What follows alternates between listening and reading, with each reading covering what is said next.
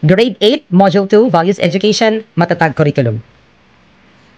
Topic natin ngayon, positibong pananaw, gabay ang pamilya.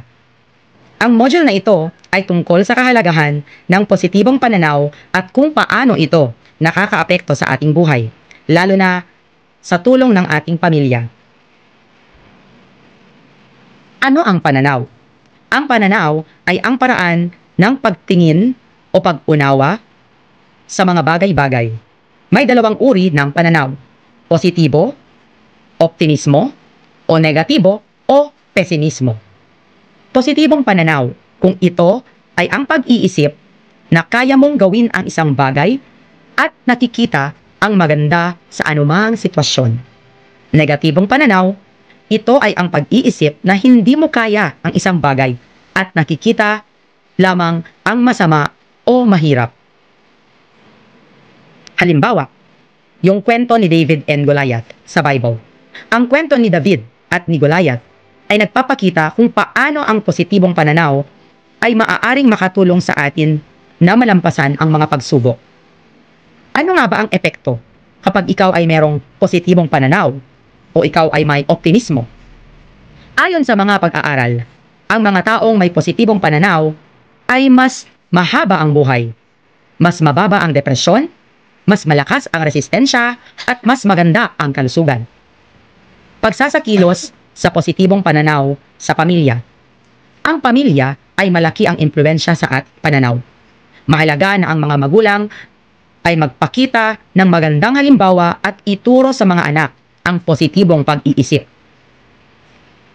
Ang ating values na kasama sa lesson na ito ay katatagan, pagiging matatag, or in English, resiliency. Ang katatagan ay ang kakayahan na bumangon mula sa mga pagsubok. Ang matatag na pamilya ay nakakatulong sa pagbuo ng matatag na individual. At ito ang mga iba't ibang uri ng mindset. Una, ikumpara natin ano nga ba ang growth mindset versus fixed mindset. Growth mindset. Naniniwala na ang kakayahan ay maaaring umunlad sa pamamagitan ng pagsisikap. Samantalang ang fixed mindset, naniniwala na ang kakayahan ay limitado at hindi na maaaring magbago. Mahalagang tandaan, ang positibong pananaw ay nakukuha sa pamamagitan ng karanasan at pag-aaral. Ang pamilya ay may malaking papel sa paghubog ng ating pananaw. Mahalaga na magkaroon ng growth mindset upang malampasan ang mga pagsubok at makamit ang tagumpay.